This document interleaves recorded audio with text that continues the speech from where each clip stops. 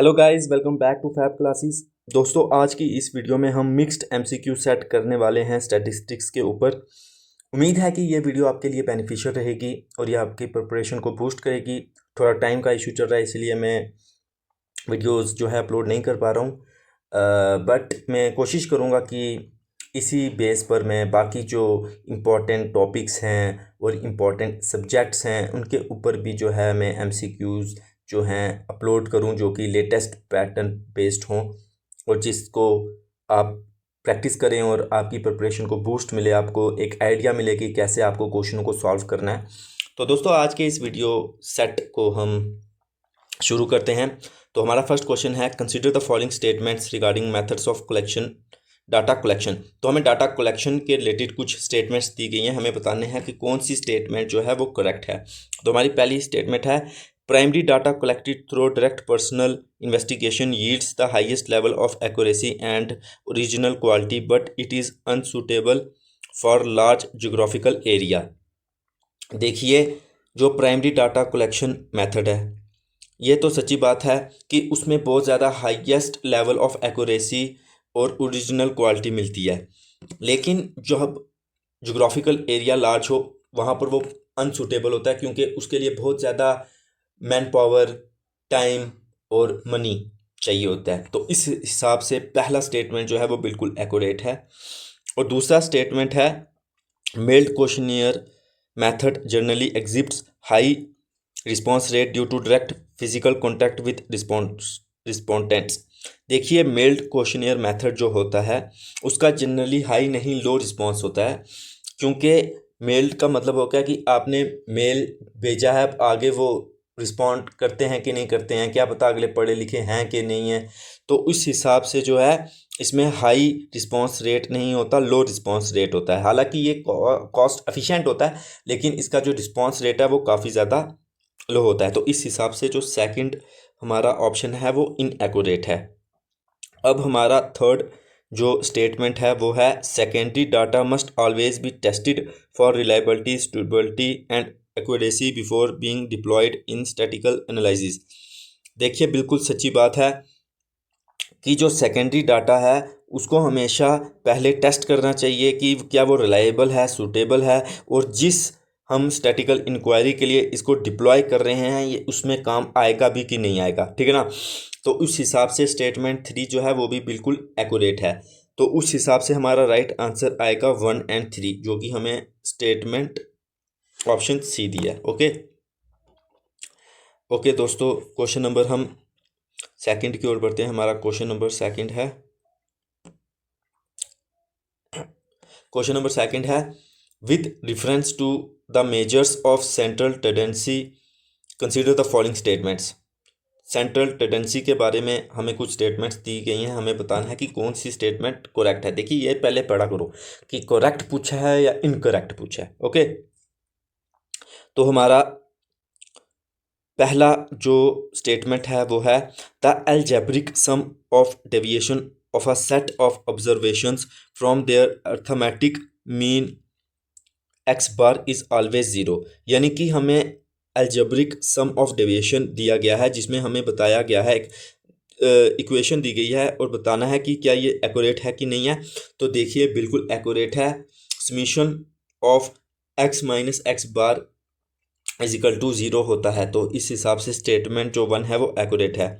The sum of absolute deviation is minimum when taken from median. तो second हमें क्या पूछा गया है कि जो सम ऑफ एब्सोल्यूट डेविएशन है वो मिनिमम होती हैं जब हम उसको मीडियन से लेते हैं।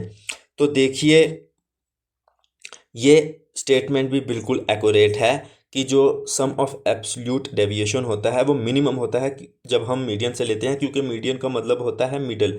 जब हम मिडल से कोई चीज़ लेंगे तो जो एब्सोल्यूट जो डेविएशन है वो मिनिमम होती है, ठीक है ना। खैर, उस हिसाब से स्टेटमेंट 2 भी जो है वो एक्यूरेट है।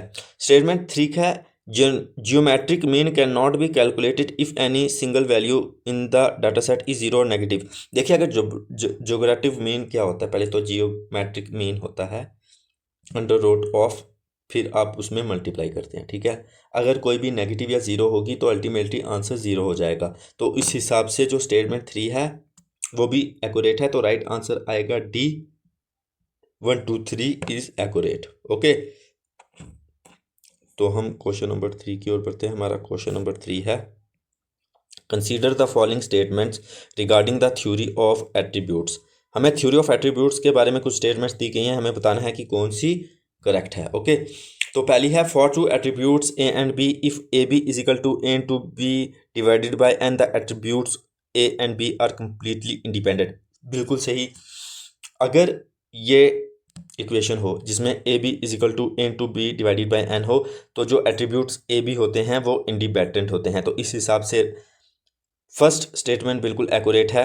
अब हमारी दूसरी स्टेटमेंट है, if A B is more than A into B divided by n the attributes A and B are negatively associated.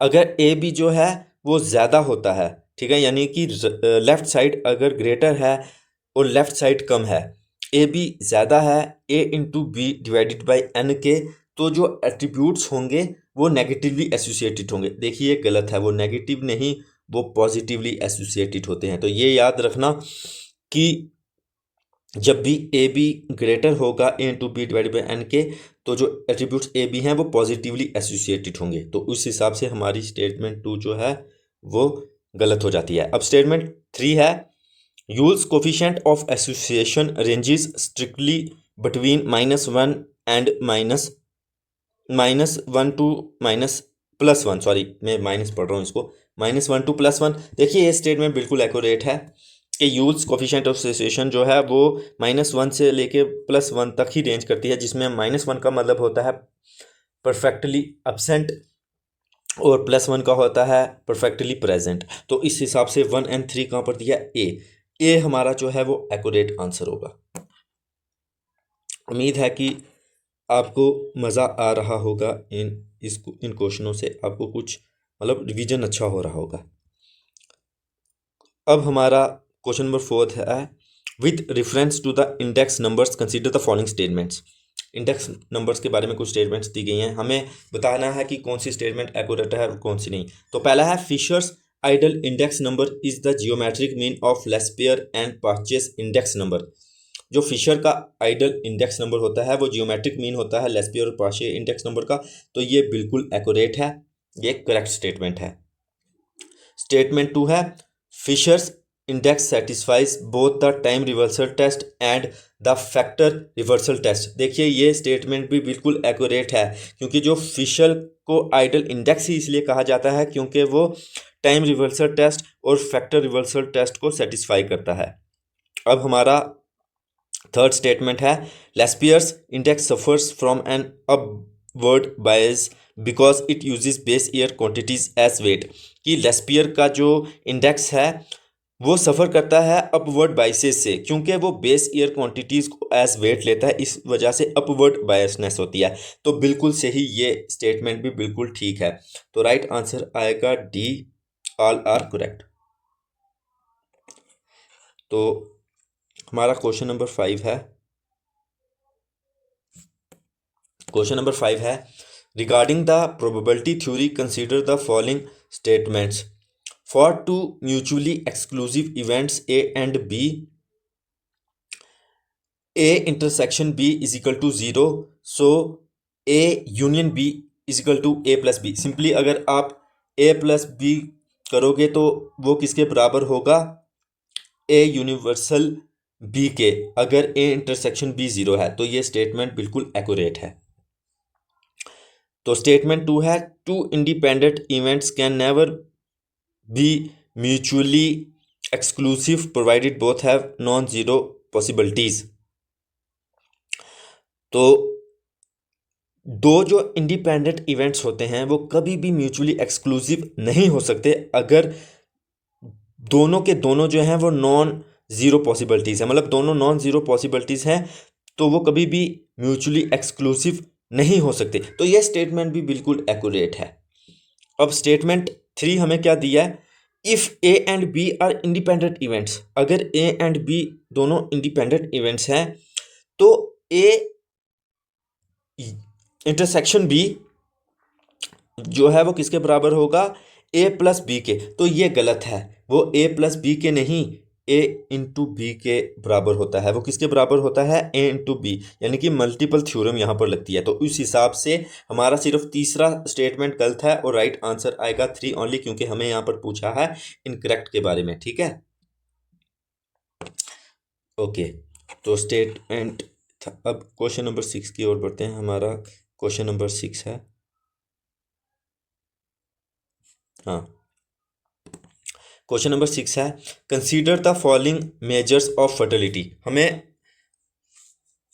कुछ स्टेटमेंट्स दी गई हैं, हमें बताना है कि कौन सी स्टेटमेंट है जो फर्टिलिटी के रिगार्डिंग करेक्ट है। यहाँ पर हमें करेक्ट पूछा गया। ओके, तो पहली स्टेटमेंट है, crude birth rate considers the total mid year population in the denominator. जो क्रूड बर्थ रेट होती है वो क्या कंसीडर करती है, मिड ईयर पॉपुलेशन को डिनोमिनेटर में। ये बिल्कुल सही है। स्टेटमेंट 2 है, जनरल फर्टिलिटी रेट जो है वो एसोलिएट कर देती है फीमेल्स को of child bearing age 15 to 49 years in the denominator. जो जनरल फर्टिलिटी रेट है वो उन्हीं फीमेल्स को लेती है जो कि चाइल्ड बेयरिंग एज में होती हैं, यानी कि 15 से लेके 49 ईयर्स के बीच में जो फीमेल्स हैं उन्हीं को लेंगे डिनोमिनेटर में। तो ये भी बिल्कुल ठीक है, जनरल फर्टिलिटी रेट में ऐसा ही होता है। थर्ड स्टेटमेंट है कि जो टोटल फर्टिलिटी रेट है वो रिप्रेजेंट करती है sum of age specific fertility rate. देखिए, जो टोटल फर्टिलिटी रेट है वो रिप्रेजेंट करती है sum of age specific fertility rate. तो ये स्टेटमेंट भी बिल्कुल एक्यूरेट है। इस हिसाब से राइट आंसर आएगा D, all the statements are accurate. तो क्वेश्चन नंबर 7 जो है उसकी ओर बढ़ते हैं।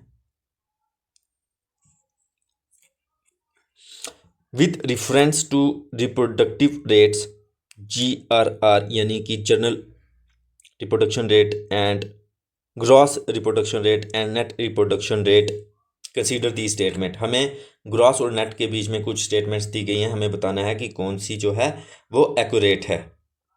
पहली है, gross reproduction rate factor in maternal mortality before the end of reproductive period. की जो ग्रॉस रिप्रोडक्शन रेट है वो क्या कंसीडर करता है, maternal mortality rate before the end of the reproductive period. देखिए ये गलत है, ग्रॉस जो है वो नहीं करता है। क्वेश्चन नंबर स्टेटमेंट 2 है, net reproduction rate factor net reproduction rate factors in both female birth rate and the female survival probabilities. कि जो नेट रिप्रोडक्शन रेट है वो कंसीडर, मतलब फैक्टर्स को आप ले लीजिए, वो कंसीडर करता है किसमें, फीमेल बर्थ रेट को भी और फीमेल सर्वाइवल प्रोबेबिलिटीज़ को भी। तो ये स्टेटमेंट बिल्कुल सही है। नेट रिप्रोडक्शन रेट जो है वो ये करता है, वो फीमेल बर्थ रेट्स को भी कंसीडर करता है और साथ में फीमेल सर्वाइवल प्रोबेबिलिटीज़ को भी जो है कंसीडर करता है। और तीसरा है कि if net reproduction rate is equal to 1, अगर नेट रिप्रोडक्शन रेट 1 होगा the female population will exactly place itself in the long run. जो फीमेल पॉपुलेशन है वो एग्जैक्टली अपने आप को रिप्लेस कर देगी लॉन्ग रन में। तो ये भी बिल्कुल एक्यूरेट है। तो राइट आंसर आएगा बी 2 and 3 ओनली, जिसमें स्टेटमेंट 1 गलत थी और बाकी जो है ठीक थी। देखिए इसका आप ये लॉजिक थोड़ा समझिए कि जो स्टेटमेंट 1 है वो क्या होता है, क्योंकि जो ग्रॉस रिप्रोडक्शन रेट होता है वो अज्यूम करता है zero mortality among female up to age 1949। वो क्या करता है, अज्यूम करता है zero mortality up to the age of 49। Okay, तो ये चीज़ याद रखना। क्वेश्चन नंबर 8 है हमारा, एक सेकेंड थोड़ा सा दिख नहीं रहा मुझे लगता है। क्वेश्चन नंबर 8 है, consider the following statements regarding tabulation of data. हमें टेबुलेशन ऑफ डाटा के रिगार्डिंग कुछ स्टेटमेंट्स दी गई हैं, हमें बताना है कि कौन सी स्टेटमेंट एक्यूरेट है और कौन सी नहीं। तो पहला है, the row heading of statical table are termed stubs. Row heading को स्टब्स कहा जाता है, बिल्कुल सही है। रो हेडिंग को स्टब्स कहा जाता है और वैसे ही कॉलम की हेडिंग को जो है कैप्शंस कहा जाता है। ठीक है, तो रो हेडिंग को स्टब्स कहा जाता है और कॉलम की हेडिंग को कैप्शंस कहा जाता है। ये दोनों स्टेटमेंट बिल्कुल ठीक है। अब तीसरी है, the main numerical material of the table is contained with in the box head. जो मेन न्यूमेरिकल मटेरियल है टेबल का वो बॉक्स हेड में होता है। अबे वो बॉक्स हेड में नहीं होता, वो बॉडी में होता है। तो इस हिसाब से स्टेटमेंट तीसरी जो है बिल्कुल गलत है। उस हिसाब से हमारा राइट आंसर आएगा ए 1 and 2 ओनली। समझ आई? खैर क्वेश्चन नंबर 9 की ओर बढ़ते हैं। ठीक है, क्वेश्चन नंबर 9 की ओर बढ़ते हैं। With reference to life tables in demography consider the following statements. हमें लाइफ टेबल्स के रिगार्डिंग कुछ स्टेटमेंट्स दी गई हैं, हमें बताना है कि कौन सी स्टेटमेंट करेक्ट है। यहाँ पर करेक्ट पूछा गया है।